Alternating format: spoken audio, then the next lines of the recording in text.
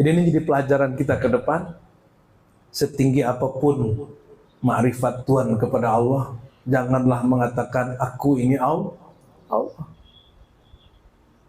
Sampai pun fana, sampai pun bako, nggak elok mengatakan begitu. Ya. Rasulullah paling kenal Allah tidak pernah mengatakan itu. Ya. Salah satu kabar gembira yang Allah berikan kepada orang beriman, ya, itu adalah ar-ru'ya shalihah, itu yang disebut dalam Al-Quran wa yubashshiruhum atau wa bushra, ya. Mubashshirhum itu semua ada koneksinya dengan pengalaman spiritual namanya mimpi. Saya jumpa secara rohani dengan Hadratus Syekh Al-Imam Al-Musnid Dunya Syekh Muhammad Yasin Al-Fadani. Orang kampung kita, cuma kita nggak tahu sampai jumpa orang Banjar. Jumpa orang Banjar, jumpa orang Betawi, jumpa orang Madura, orang Jawa, orang Lombok, orang Arab. Jadi saya tahu pertama kali nama Syekh Yasin dari guru saya orang Suriah, Syekh Dr. Badi Said Al-Laham, zuriat Syekh Abdul Qadir Jilani, dan Dr. Syekh Muhammad Hasan Hitu. Itu orang Arab, zuriat Syekh Abdul Qadir, ngaji, dapat ilmu, dapat sanad dari Syekh Yasin Al-Fadani. Bahkan saya lebih kaget lagi, ijazah hadis pertama kami, Sahih Bukhari dan Kutubus Sittah, itu dari ulama India, Khaja Muhammad Syarif. Ternyata dia punya guru, dia nggak jumpa langsung Syekh Yasin. Dia punya guru, gurunya itu ngambil ilmu dari Syekh Muhammad Yasin. Nah, dalam salah satu pengalaman rohani ini, Allah pertemukan rohani kita dan beliau, lalu spontan kita mengatakan, ya Sayyidi, ajizni bi asanidikum. Wahai Tuan Syekh, ijazahkan aku sanad-sanadmu, ilmu-ilmumu. Tapi karena itu alam mimpi, saya sadar tuh alam mimpi. Tuh, saya Yasin ada di mimpiku, gitu. Beliau juga tahu itu mimpi. Maka dia katakan, kamu cari murid-muridku.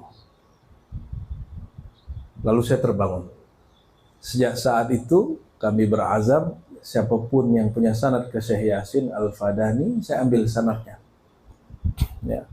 Alhamdulillahirabbil alamin. Ya. Guru sekumpul, guru Wildan, guru Sya'rani, guru-guru besar di Banjar itu rata-rata ngajinya ke Syekh Muhammad Yasin Al-Fadani. Tapi jangan heran, zaujahnya, istrinya Syekh Yasin itu zuriat Banjari di Mekah. Ya, tapi sudah lahir di Mekah. Sehingga wajar kalau kemudian ada kedekatan dengan orang-orang bubuhan Banjar, ya. Maka kami ambil sanad ke almarhum, ya, Abuya Sya'rani, ya, yang di Martapura. Beliau ini akhiru man sami'a min Syekh Yasin Al-Fadani qaddasallahu sirrahu. Orang terakhir yang mendengarkan hadis Syekh Yasin. Kata beliau jam 1 saya disuruh pulang dini hari, subuh istrinya telepon istri beliau, Umi Rosa. Abu ya Tufya. Ya, beliau sudah meninggal, gitu. Ya, beliau yang terakhir. Maka kalau dalam belajar ilmu hadis itu ada namanya al-musalsal bil akhir. Ya. Musalsal bil akhir itu menirukan kalam guru. Kata guru, aku orang yang terakhir mendengarkan guruku berkalam, gitu. Yang kalau untuk Syekh Yasin, muridnya adalah orang Banjar, Abu Sya'rani, ya, bin Ahmad Thayyib Al-Martapuri Al-Banjari, ya. Jadi rahimallahu Syekhana Yasin Al-Fadani wa rafa'a darajata man akhadha anhu wa talamidahu, amin ya rabbal alamin. Tapi suasananya di Tembilahan ini memang suasana Banjar, bener ya? Solawatnya, model pengajiannya, pengajian rumahan begini, ini masyhurnya kalau nggak Betawi Banjar. Saya tanya guru saya di Betawi, ada kiai yang sekarang tinggal di Tangerang, ya. Saya tanya, Pak Kiai dulu ngaji di mana aja? Beliau cerita, saya ngaji di tempat ini, di Kuitang. Setelah itu kami disuruh guru-guru kami untuk menyempurnakan ilmu ke Banjar. Jadi orang Betawi dulu kalau mau ikhtitam ilmu kemana salah satunya? Kalau belum sempat ke Mekah, ke Banjar aja dulu. Karena orang Banjar dari dulu memang punya koneksi khusus dengan silsilah ilmu Islam yang dipegang ulama Nusantara. Ya. Sehingga kita tidak heran mendengar ada Syekh Muhammad Arsyad Datuk Kalampaya, sahabat beliau, pengarang kitab Durrun Nafis, Syekh Muhammad Nafis Al-Banjari, ya. Apa Keluang ya? Kalua.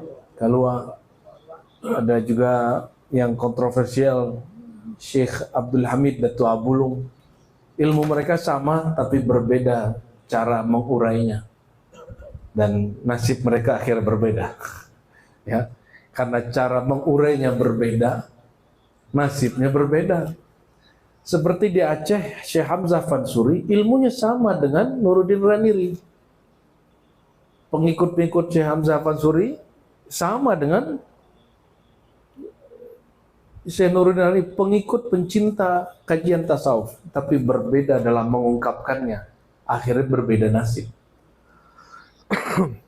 Satu jadi Syekhul Islam, mufti besar, satunya bukunya dibakar.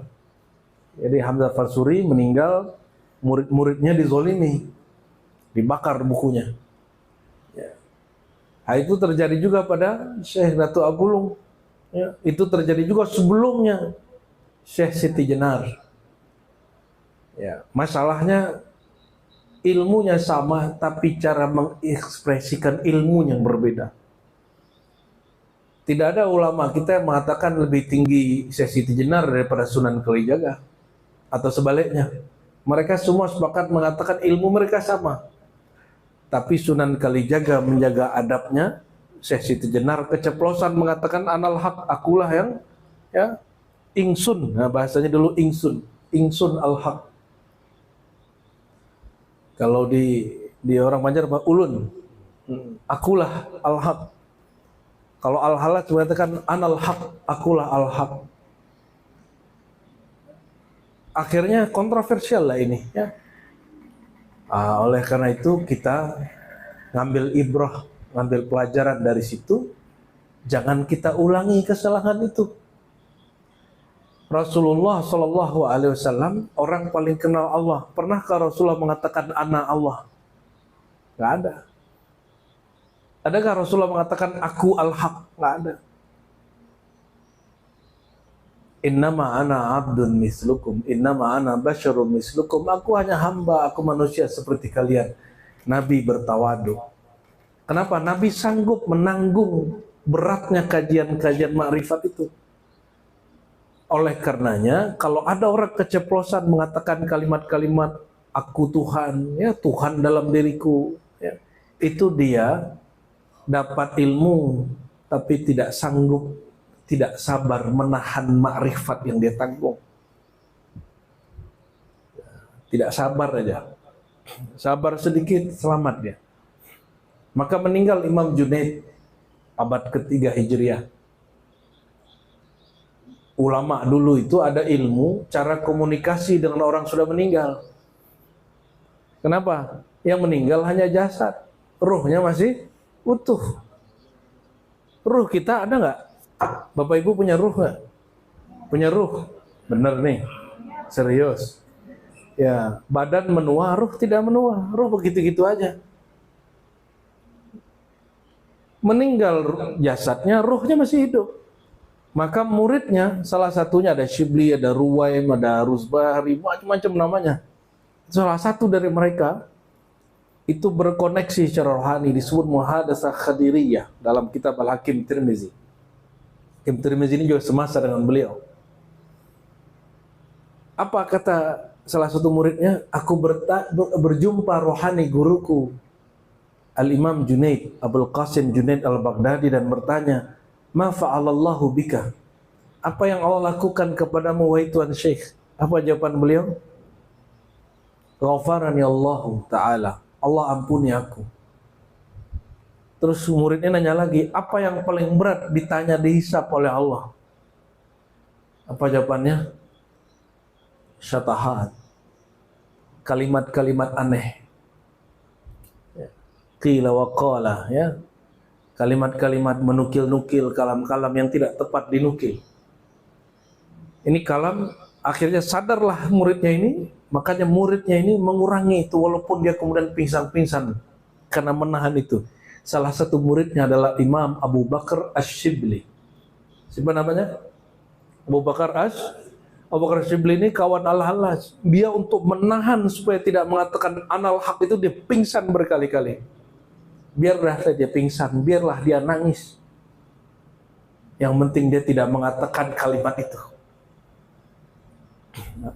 Jadi ini jadi pelajaran kita ke depan. Setinggi apapun ma'rifat Tuhan kepada Allah, janganlah mengatakan aku ini Allah. Sampai pun fana, sampai pun bako, nggak elok mengatakan begitu. Ya. Rasulullah paling kenal Allah tidak pernah mengatakan itu. Ya. Syekh Abdul Qadir Al-Jilani qaddasallahu sirruhu, semua wali di bawah kakinya, nggak pernah mengatakan itu. Sidi Ahmad Rifai juga Al-Ghaus Al-Azam setelah Syekh Abdul Qadir Jilani juga mengatakan itu waham. Dalam kitab Al-Burhan Al-Muayyad dia mengatakan orang yang mengatakan Tuhan bersatu dengan hamba, hamba bersatu dengan Tuhan, itu orang yang waham. Apa arti waham? Ngaco, ngarang-ngarang. Dia cuma perasaan dia, Allahnya nggak begitu. Tapi Ahmad Rifai terlalu keras, ya. Akhirnya dikoreksi lagi ulama setelahnya sampai hari ini, ya. Nah, dengan ini saya senang sekali Guru Reza sudah mengajar di sini fardu ain, ya. Fardu ain itu tidak hanya fikih, tauhid, tapi juga tasawuf. Tasawuf itu fardu ain. Jangan dikata tasawuf itu fardu kifayah, ya. Kita ambil dari Quran, kenapa wajib belajar tasawuf? Kita belajar ambil dari Quran saja, ya. Mau ambil? Ya, biar orang tanya mana dalil bertasawuf, kita jawab mulai dari awal Quran sampai akhir Quran itu ada dalil tasawuf. Mulai dari awal Quran sampai akhir Quran ada dalil bertasawuf. Mau mulai dari mana? Mulai dari awal apa akhir? Mulai dari Fatihah atau Anas? Anas dulu. Mau dari Anas? Bisa. Mau Fatihah boleh. Ya, Fatihah dulu. Fatihah kan sudah sering dibahas sama Haji Riza, ya. Dari belakang aja. Coba dari belakang kita cek, adakah dalil bertasawuf dari surat An-Nas? Mau coba dengar? Jadi ini dalil bertasawuf itu mulai dari awal Quran sampai akhir Quran ada. Kenapa? Jadi kalau orang tanya apakah Rasulullah itu seorang sufi? Tidak, beliau itu sumbernya sufi. Apakah Rasulullah ahli fikih? Bukan, Rasulullah itu sumber ilmu fikih. Apa Rasulullah ahli qiraat? Enggak, Rasulullah sumber ilmu qiraat. Apakah Rasulullah itu ahli tauhid? Enggak, Rasulullah itu sumber ilmu tauhid. Maka beliau mengatakan ana madinatul ilmi wa aliyun babuha. Semua ilmu sumbernya dariku. Maka tadi ada yang menanyakan, betulkah ungkapan bahwa Allah itu kecerdasan tak terbatas? Saya katakan itu mengerdilkan Tuhan. Kata cerdas bukan untuk Tuhan, untuk makhluk. Ya, ada beberapa penceramah ngomong begitu, mungkin maksudnya ingin membesarkan Tuhan, tapi itu kurang pas. Kita tidak katakan itu sesat. Sesat itu nggak baik ngomong begitu. Kita katakan ya kurang pas. Ya, di YouTube katanya banyak begitu. Ada yang konfirmasi tadi pagi, ya. Nah, ini sebagai wacana wawasan buat kita. Bahwa tidak elok mengatakan Tuhan dengan sifat yang dia tidak mensifati dirinya. Jadi kita menyebut Allah itu sesuai nama yang dia sebut, sesuai sifat yang dia jelaskan. Cerdas tak terbatas. Ada nggak di Quran kalimat cerdas tak terbatas? Itu untuk Rasulullah Sallallahu Alaihi Wasallam, bukan untuk Allah. Karena kata cerdas itu makhluk. Allah itu dia sumber semua itu. Di atas lagi, lebih hebat lagi dari itu. Nah, kita mulai dari Anas. Mau coba ini tes aja. Tes, adakah dalil tasawuf dari setiap ayat? Ada semua. Cuma orang tidak mau baca aja. Inilah penjelasan dari hadis Al-Hakim At-Tirmidzi yang dipakai oleh Imam Ghazali di dalam Ihya, Hakim Tirmidzi di dalam Nawadirul Usul dengan sanad yang bersambung kepada Rasulullah, innalil Qur'an zahran wa batna. Al-Quran itu ada zahirnya, ada batinnya. Zahirnya berhuruf bersuara, batinnya tidak berhuruf bersuara tapi bermakna. Kan ada influencer ngomong nih, ya, tamat UI tapi jadi pengisi podcast. Kata dia, setelah saya baca dan banyak dialog, saya meyakini Al-Quran itu terjadi perubahan. Al-Quran hari ini terjadi perubahan. Dia nggak bisa membedakan Al-Quran dengan mushaf Quran. Yang berubah itu mushaf Al-Quran. Kalau mushaf ada ilmu di situ namanya rasam Utsmani. Cara menulis dengan rasam Sayyidina Utsman yang berkembang dulu titiknya 2, sekarang titiknya 1, dulu titik merah, sekarang jadi harokat. Yang berubah itu mushaf. Mushaf Madinah sama mushaf Indonesia beda nggak? Harokatnya beda. Wawunya kita ada sukunnya bulat, sedangkan Quran terbitan Madinah nggak ada. Quran kita itu mirip yang terbitan India, salinan-salinannya itu. Jadi kalau ada waw mati ditulis atasnya apa? Tanda sukun. Kalau Madinah nggak ada. Jadi betul ada perubahan, iya. Mushafnya, Qurannya tidak berubah. Bisa memahami? Ya. Nah, kita coba cek ya. Bismillahirrahmanirrahim. Qul a'udzu birabbin nas, malikin nas, ilahin nas. Ya. Nah, ini bab tauhid ini. Qul, katakan wahai Muhammad. Lanjutin ayatnya. Qul a'udzu. Ya. Semua yang diperintahkan ke Nabi, kalau tidak ada pengecualian, itu juga diperintahkan kepada umat Nabi Muhammad SAW. Berarti ayat ini diperintahkan juga kepada kita, ya. Innallaha amaral mu'minin bima amara bihil mursalin. Begitu dalam kaidahnya. Allah memerintahkan para orang beriman sebagaimana memerintahkan para nabi. Nah, sebelumnya kalau tadi walaupun sudah Fatihah, ini Fatihah khusus ya. Kita kirimkan untuk para guru-guru kita kepada Rasulullah SAW, para ulama, para masyayikh yang mengislamkan negeri Tembilahan, ya, sampai yang menyempurnakan keislamannya, Datuk Sapat Syekh Abdurrahman Siddiq, zuriat-zuriatnya, mengemban ilmunya, guru-gurunya, sanad-sanadnya, semua wali Allah baik yang zahir ataupun yang mastur. Lahumul Fatihah. Ya,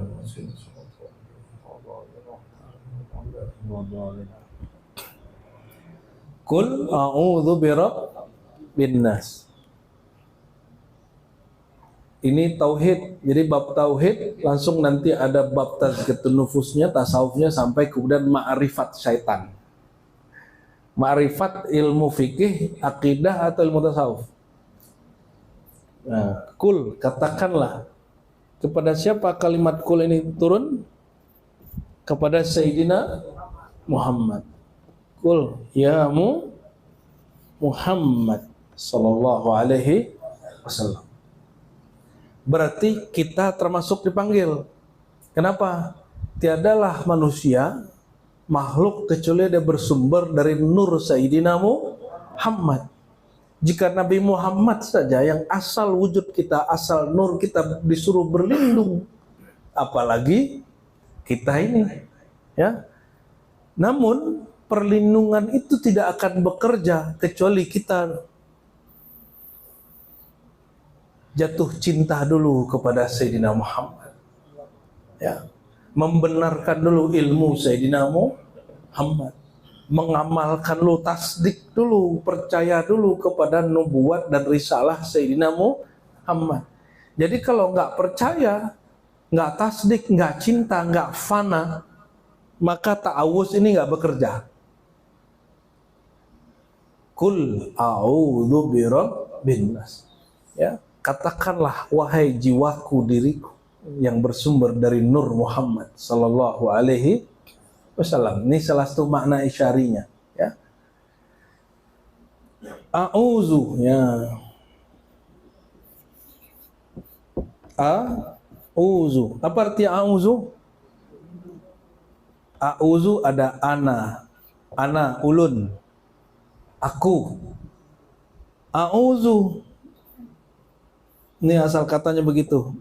A'udzu, a'udzu, aku. Aku berlindung.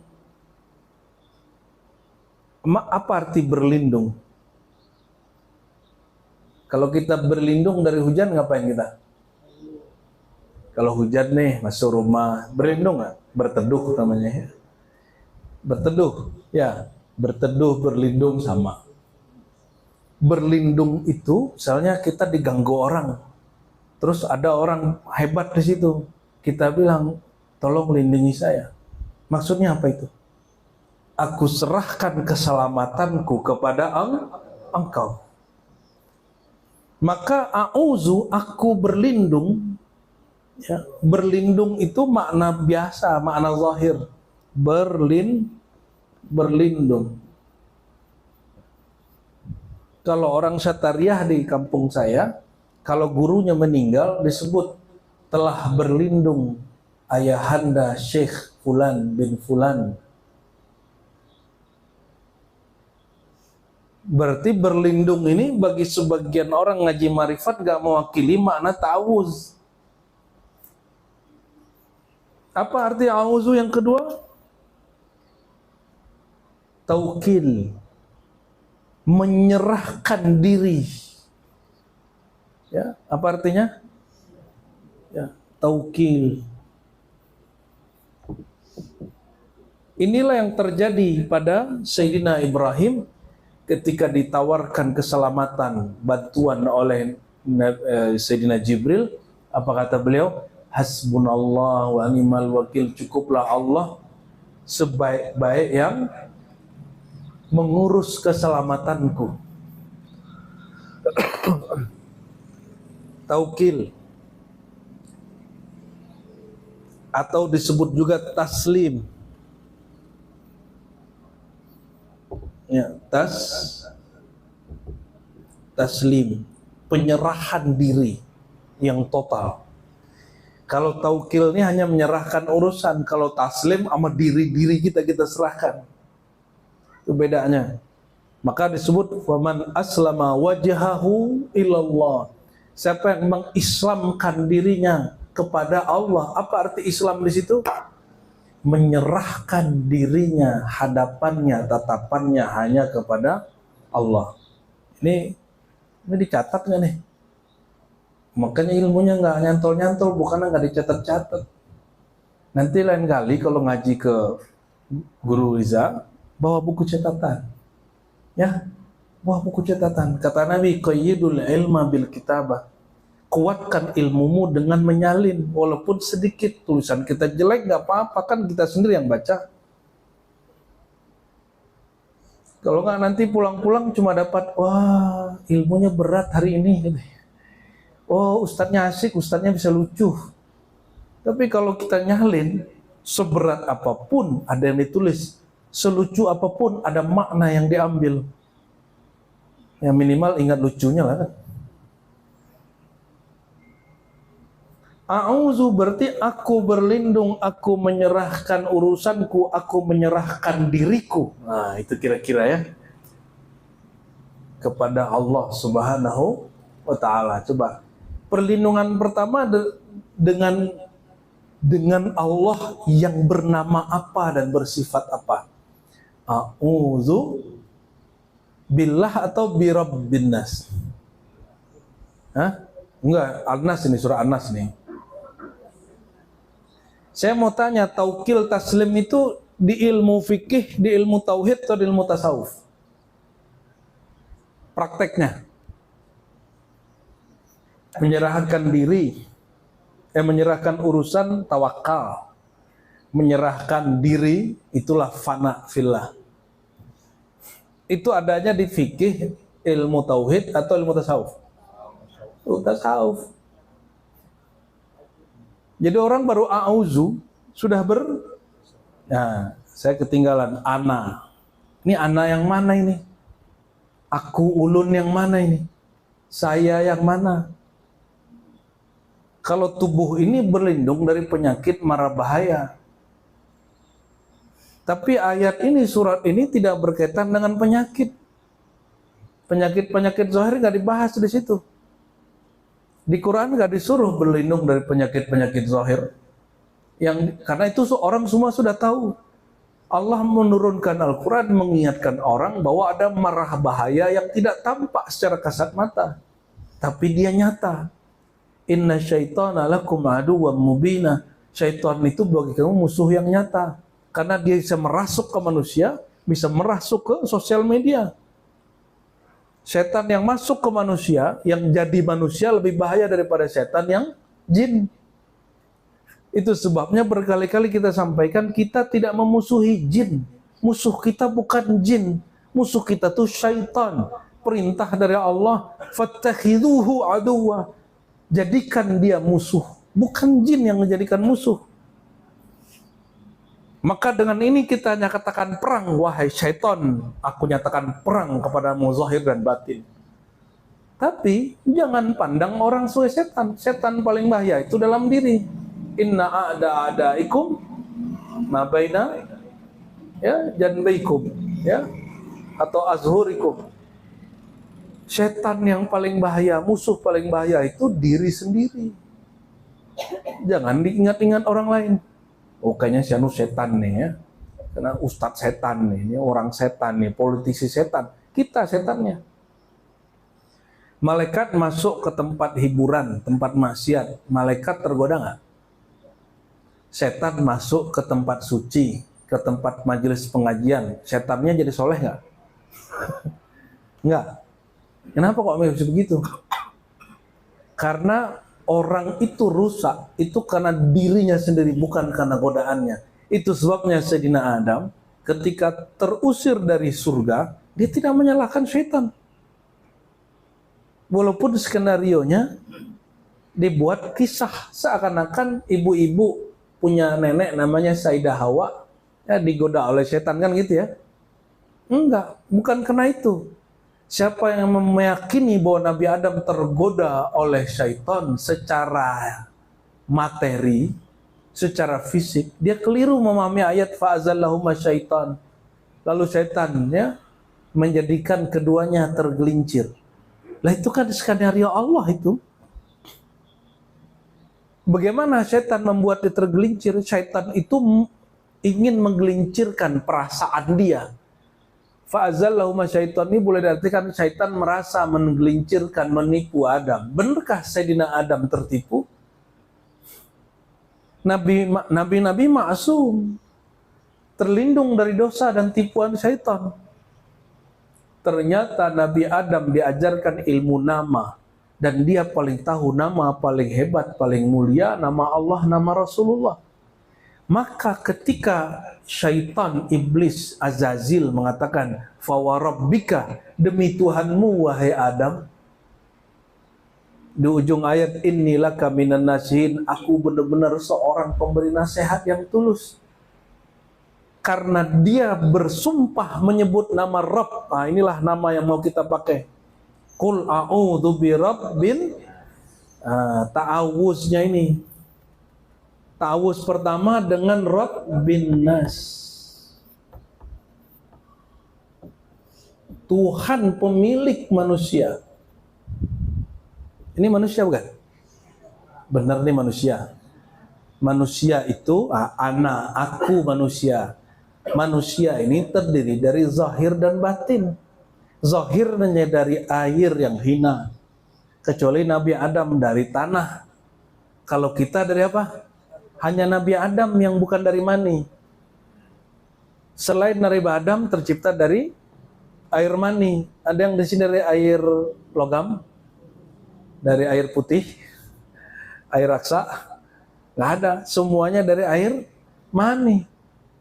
Sedangkan Nabi Adam min salsalin kal fakhar min tin, banyak ayat yang menyebutkan begitu, dari tanah liat, tanah kering. Tapi kalau kita dari sulalatin min tin, maka manusianya kita dengan Nabi Adam beda tipis. Dia sumbernya kita secara jasad, sedang kita turunannya. Nah, ini manusia yang zahir. Apa kata Allah? Ini khaliqun basyaran min tin, aku ciptakan manusia bashar, sisi zahirnya dari tanah. Setelah aku sempurnakan sawaituhu, ya, aku sempurnakan dia, nafakhtu fihi min, aku hembuskan pada dirinya rohku. Rohku bukan zatku, jangan salah. Ruhullah itu hembusan Allah, nafkhatullah. Hembusan kita bukan kita, Pak. Coba menghembus. Gitu. Lagi, coba Bu. Coba hembusan Ibu ditahan. Misalnya bayangkan saja masukin ke balon. Apakah zat Bapak Ibu ini pindah ke balon? Nah, ini teguran untuk orang ngaji hakikat keracunan. Nggak belajar akidah Ahlus Sunnah. Wajib kalau ngaji hakikat, wajib belajar akidah Ahlus Sunnahnya mateng. Kalau nggak boleh. Sifat 20-nya harus beres. Nah, itu tesis S2 saya yang jadi buku. Teologi Sufi Nusantara. Tidak ada Sufi di negeri kita, bahkan di luar sana, kecuali mereka ngaji tasawuf setelah matang kajian tauhid. Jadi saya senang sekali ketika guru katakan fardhu ain ngaji tauhid. Wah, itu top sekali itu sudah. Ya. Ini jadi basic. Jangan itu jadi hijab, itu jadi basic, bukan jadi hijab. Kita mah ngaji-ngaji ini aja, nggak usah ngaji itu, nggak ada. Saya kalau ketemu guru-guru nggak ada ngomong begitu, kecuali ahlul hijab, orang terhijab. Ini Allah sendiri yang berkalam. Setelah diciptakan zahir manusia, baru dihembuskan batinnya manusia. Berarti manusia terbagi dua kah? Terbagi dua. Ada yang zahir menghadap kepada alam, ada yang batin menghadap kepada Allah. Namanya ruh. Ruh itu rohku, bukan zatku. Hembusan Allah, bukan zat Allah. Ada ibu-ibu nanya dulu ya di Jakarta Timur. Ustaz, kalau Allah menghembuskan rohnya kepada diri kita, berarti ada zat Allah dalam diri kita. Astagfirullahalazim. Ini ibu-ibu ini keracunan di mana lah dia ngaji ya? Siapalah guru dia ini? Harus tanggung jawab dulu di akhirat tuh gurunya itu. Ruh bukanlah zat. Tapi ruh bersumber dari nafas zat. Nafas zat bukanlah zat. Nah, sifat zat pun bukan zat, apalagi cuma nafasnya. Ya. Itu panjanglah ceritanya. Kita kembali ke surat An-Nas. Berarti anak kita yang berlindung, baik anak yang zahir ataupun anak yang batin. Nah, pertama kita berlindung kepada Allah dengan namanya Rabbin Nas. Adam dahulu digelincirkan oleh siapa? Oleh syaitan dengan nama Rabbika. Demi Tuhan engkau wahai An-Nas. Apa kata Adam? Fawarabbika.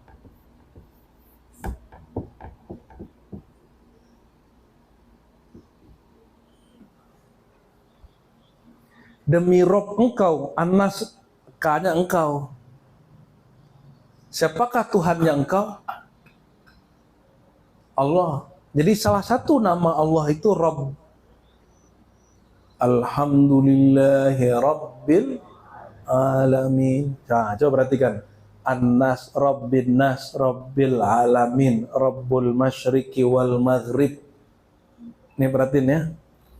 Rabbika, Rabbil Alamin.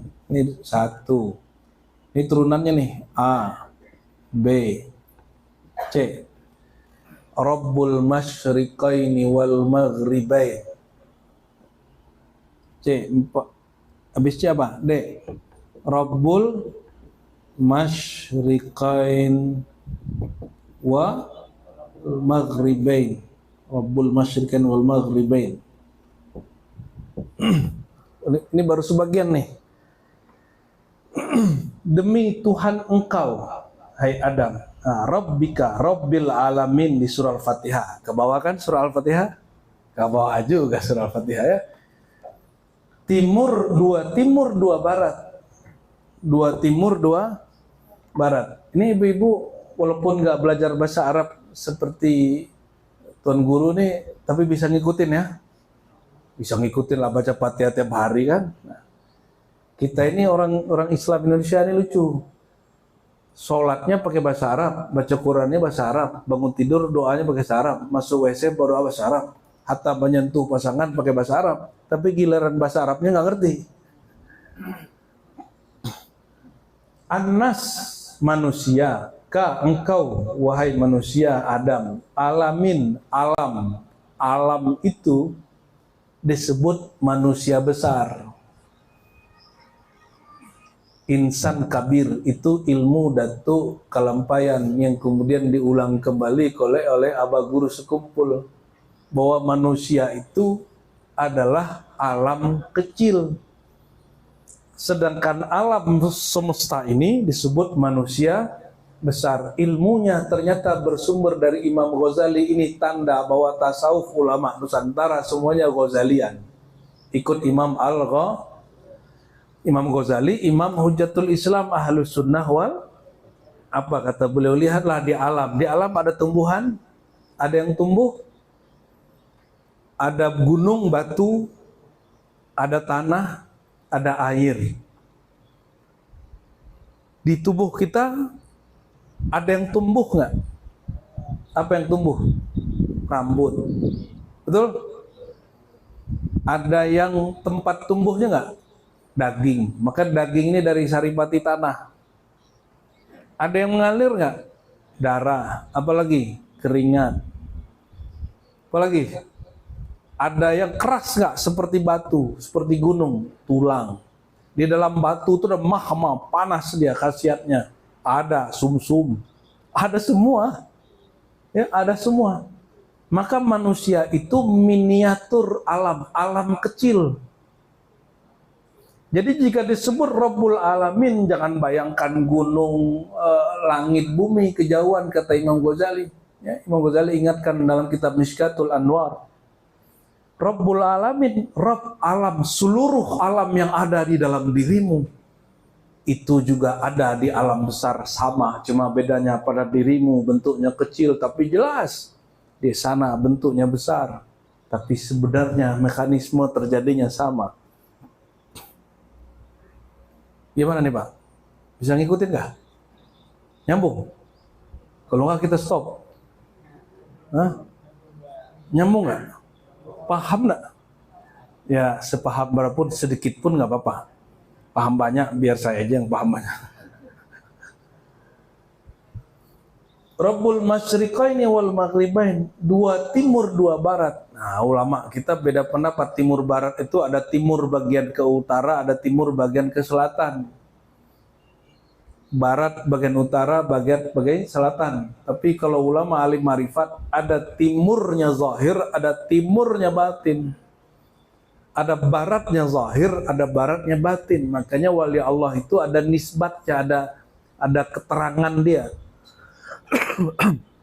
Jadi ada wali Allah itu disebut al-masyriqi, ada wali Allah itu al-maghribi.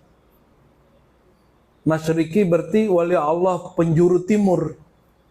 Kalau timur sifatnya indah. Sifatnya apa? Indah. Kalau orang nyarinya sunset pas sunrise banyaknya. Terbit matahari atau terbenam matahari yang paling disenangi, yang paling aman untuk mata. Terbit matahari sunrise, terbenam matahari sunset. Ini gaya-gaya ada bahasa Inggris.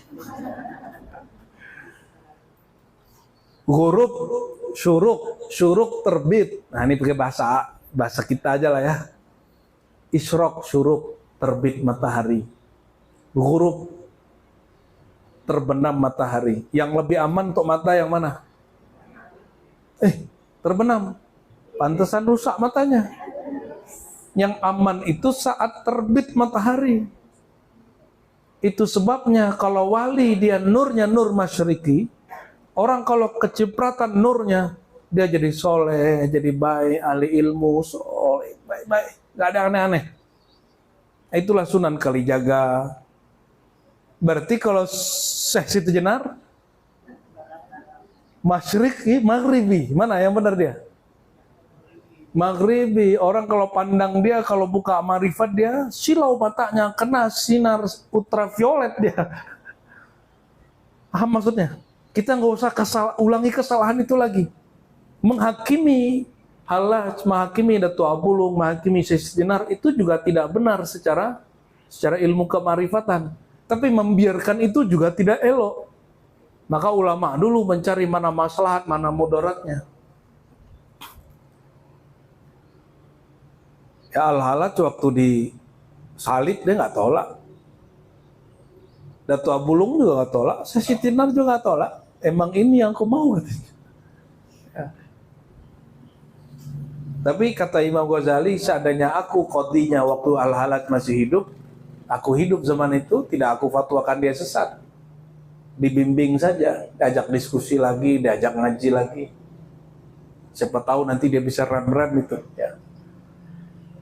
Nah, kembali ke Rabbil Masyriqi wal Masyriqaini wal Maghribain atau Masyriqi wal Maghribi.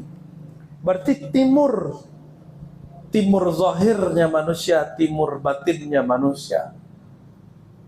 Maghrib, barat zahirnya manusia, barat batinnya manusia. Kata Ibnu Athaillah, kalau matahari zahir dia terbit dan terbenam, tapi kalau matahari batin yaitu nur Rasulullah tidak pernah padam. Tidak pernah padam itu ada di hikab itu. Ya, nuruhu la taghrub, nuruhu la yaghrubu abadan. Nurnya tidak pernah lagi terbenam. Nah ini baru sebagian nih padanan kata rob. Ini masih banyak rob ke bawah. Bahwa intinya kata An-Nas ini mewaliki engkau wahai Adam, miniatur alam semesta, maka disebut khalifatullah. Apa arti khalifatullah? Khalifah pengganti yang mengurusi. Siapa yang menggantikan siapa? Mewakili Allah di muka bumi. Karena Allah itu batin, mesti lewat zahirnya. Maka zahir ilmunya Allah, zahir kudrat iradatnya Allah dimazharkan, dinyatakan, dimanifestkan, dingejawantahkan pada diri para nabi dan para aulia. Mereka lah yang mengurus bumi. Disebut khalifatullah, ya. Jadi kalau kita a'udzubillah, qul a'udzu birabbin nas, katakanlah aku berlindung, ya. Aku baik yang zahir ataupun yang batin, berlindung dengan atau kepada Tuhan pemilik manusia, pemilik engkau, pemilik alam semesta, pemilik timur dan barat, pemilik langit dan bumi, Rabbus samawati wal ard, langit dan bumi. Ditambahkan kalau E-nya adalah Rabbus samawati wal ard. Masih banyak lagi ada rob belakangnya. Ini baru satu kata Rabb. Jadi salah satu nama Allah adalah Rabbi, Rabbu. Coba di Asmaul Husna ada nggak orang nyebutin Rabb sebagai Asmaul Husna? Enggak, Asmaul Husna itu lebih dari 130 tujuan kalau hadisnya digabung, Hakim, Baihaqi, Nasai, Ibnu Majah, Tirmizi, digabung 130 tujuan. Itu Asmaul Husna, nama Allah tak terkira. Lalu disimpulkan dalam 90, salah satu dari 137 itu Ar-Rabb. Inilah yang dipakai di ayat kedua surah Al-Fatihah. Alhamdulillahi Rabbil Alamin. Ini juga yang dipakai di surat An-Nas. Qul a'udzu. Jadi enggak qul a'udzu billah aja. Ta'awuz itu ada ta'awuz a'udzu birabbin nas. Ya. Sudah jam 10:30 ini. Baru satu ayat. Cukup lah ya.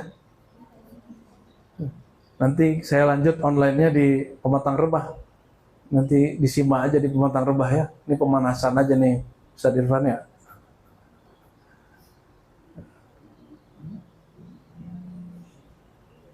Gimana Pak? Pak Haji, aman? Ngantuk Pak Haji? Ini kalau diterusin panjang lagi. Ayatnya belum selesai, baru satu ayat. Jadi untuk mentafsir, memahami Quran nggak cukup hanya belajar tasawuf, mesti belajar ilmu tafsir, belajar ilmu bahasa, nahwu sorofnya harus oke, balaghahnya harus oke, hafalan ayat-ayatnya harus banyak, nggak mesti hafal semua surat.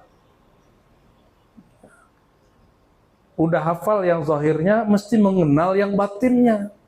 Ini yang disebut oleh Imam Hakim Tirmizi bahwa Nabi bersabda, Innalil Quran zahran wa batna. Quran itu ada makna yang zahir, yang tampak, ada makna yang tersembunyi.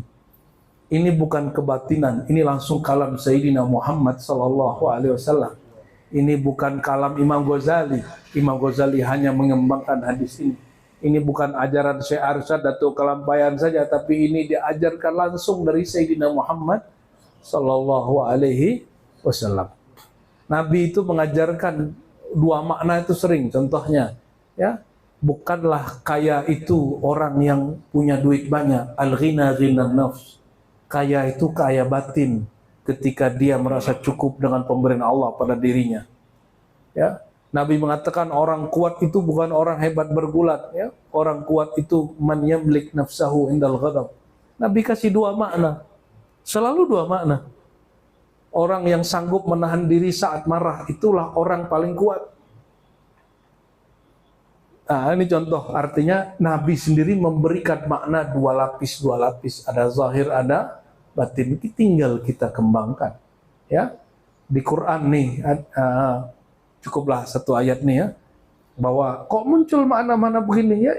Ini tafsir iya, takwil iya, isyari iya. Ya. Dan sebagai penutup, Nabi sering sholat subuh baca kul a'udzu falaq, kul a'udzu binnas. Cuma orang kita seringnya pakai alam nasrah sama alam tarokai. Ya, ini hadis sahih. Ya, riwayat Imam Nasai, Abu Daud, Tirmizi, hadisnya sahih. Bahkan ada di sahihain sebagiannya bahwa Nabi kalau sholat subuh, tapi sholat subuhnya di ujung waktu, karena Nabi sering juga sholat jamaah subuh di ujung waktu.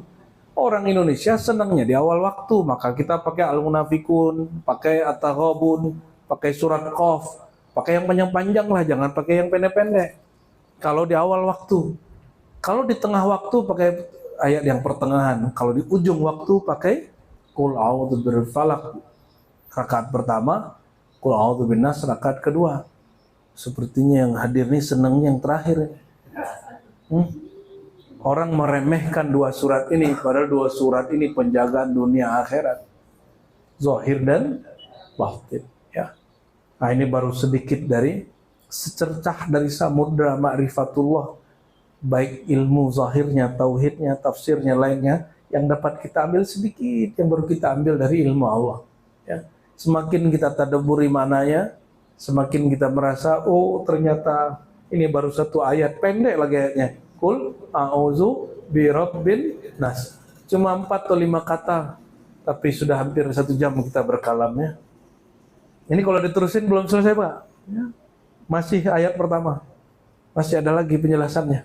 Tapi barangkali inilah sebagai tanda tahadus bin ni'mah, bahwa kita beruntung menjadi umat Sayyidina Muhammad SAW. Diturunkan Quran biharul ulum, Al-Quran yang samudra ilmu dan ma'rifat, samudra tauhid. Ya, dan kita jadikan ummatul ulum, umat ilmu. Karena Nabi menyebut dirinya kota ilmu, berarti umatnya disebut umat ilmu. Maka dengan ini kita nyatakan perang kepada semua kejahilan, termasuk yang berfatwa dengan kejahilan. Siapapun mufti-mufti, ulama-ulama yang berfatwa dengan ketidaktahuan dan suudzon, kita perangi mereka. Ya, orang-orang yang mengajarkan ma'rifatullah, ilmu hakikat, ilmu tarekat dengan kejahilan, kita perangi mereka. Ya, orang-orang yang mengajarkan fikih syariat dengan kejahilan sehingga menyalahkan, membid'ahkan yang tidak bid'ah, kita perangi mereka. Tapi memerangi mereka bukan dengan pedang. Pedangnya ilmu, dalil. Ya, kata Abul Hasan Asy'ari, ini ikhtitam. Kenapa engkau tidak nyuruh pemimpin ngalahin Mu'tazilah, Jabariyah, Syiah dengan pedang? Kata beliau apa? Kalau aku fatwakan itu, nanti pemimpinnya mati, yang diancam dengan pedang kembali ke ajaran lamanya. Tapi jika aku gunakan pedangnya ilmu untuk menyembelih, apa yang disembelih? Kebodohan dalam dirinya. Mau siapapun gurunya, siapapun pemimpinnya, mau hidup mau mati, mau dimanapun dia tinggal, ilmunya menuntunnya kepada Allah, tidak akan kembali kepada ajaran yang lama. Ya, janganlah sembarang-sembarang berfatwa, ya, jangan sembarang-sembarang menyalahkan, juga sama, jangan sembarang-sembarang mengajarkan yang tidak pantas diajarkan. Semoga Allah Ta'ala ridhoi kita semua, Allah berikan kita ilmu tentangnya, karena ini perintah fa'lam, maka ilmuilah tentangnya. Lalu ilmu ini menghantarkan kita kepada as-sa'adah, as'adun nas, man qala la ilaha illallah. Orang yang paling bahagia nanti di akhirat, bahkan di dunia ini, adalah orang yang kenal Allah sehingga dia mengatakan la ilaha illallah, tiada yang aku tuju, yang aku sembah kecuali Allah. Allahumma rabbana atina fid dunya hasanah wa fil akhirati hasanah wa qina adzabannar. Allahumma ahyina bila ilaha illallah wa amitna bila ilaha illallah wa ahsurna ya Allah bila ilaha illallah wa hasibna bila ilaha illallah wa wazidna bila ilaha illallah wa najjina ya Allah ala siratika min adabika wa min narika bila ilaha illallah wa adkhilna jannah bila ilaha illallah Muhammadur Rasulullah sallallahu alaihi wasallam walhamdulillahi rabbil alamin. Al-Fatihah. Ya Rabbi ya Nusayna sallallahu muslim sallallahu alaihi wa sallam wa rahmatullahi wa barakatuh. Amin. Salat badar sama-sama ya. Inna Allaha malaikatahu yusalluna 'alan nabi ya ayyuhalladzina amanu sallu 'alaihi wa sallimu taslima. Salatullah salamullah ala taha rasulillah. Salatullah salamullah ala yasin habibillah. Salatullah salamullah ala taha rasulillah. Salatullah salamullah ala yasin habibillah. Tawassalna bismillah wa bil hadi rasulillah wa kulli mujahidin lillah bi anil badri ya Allah. Salatullah salamullah ala taha rasulillah. Salatullah salamullah ala yasin habibillah. Ala yasin habibillah. Subhanallah wabarakatuh. Mohon maaf salah kurangnya. Assalamualaikum warahmatullahi wabarakatuh. Baiklah, telah kita saksikan tadi secara bersama-sama tausiah yang telah disampaikan oleh Abu Ya Ar-Rasyid Hasim. Semoga bagi kita yang mendengarkan dan bagi Abu Ya Ar-Rasyid Hasim yang menyampaikan sama-sama mendapatkan pahala dari Allah Subhanahu wa taala. Semoga apa yang telah kita dengarkan dan kita simak bersama-sama tadi dapat menambah ilmu pengetahuan kita dan semakin mendekatkan diri kita kepada Allah Subhanahu wa taala. Amin ya rabbal alamin.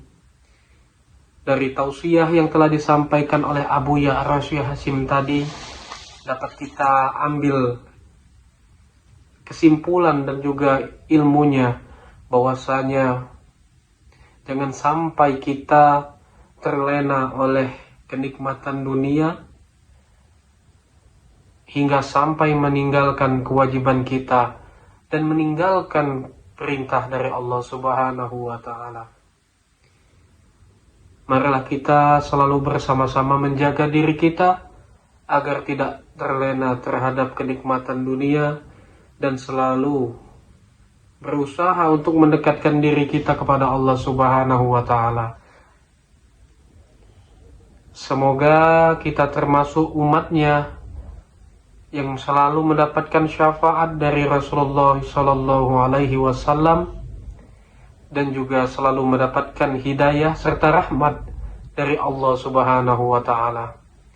Semoga apa yang telah kita dengarkan tadi dapat menjadi ilmu dan juga bermanfaat bagi kehidupan kita, dan tentunya semakin mendekatkan diri kita kepada Allah Subhanahu wa Ta'ala. Sekali lagi kami ucapkan terima kasih yang sebesar-besarnya bagi penonton yang telah mensupport channel Rahasia Islam ini dengan mensubscribe, like, dan share.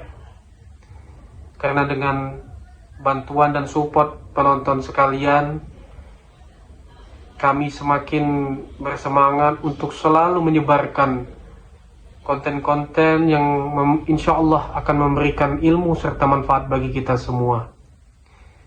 Sekali lagi kami mohon, apabila konten kami memberikan manfaat dan juga ilmu serta nilai-nilai positif, mohon bantuannya untuk subscribe, like, dan share, karena dengan melakukannya kita sama-sama telah menyebarkan kebaikan untuk sesama umat manusia.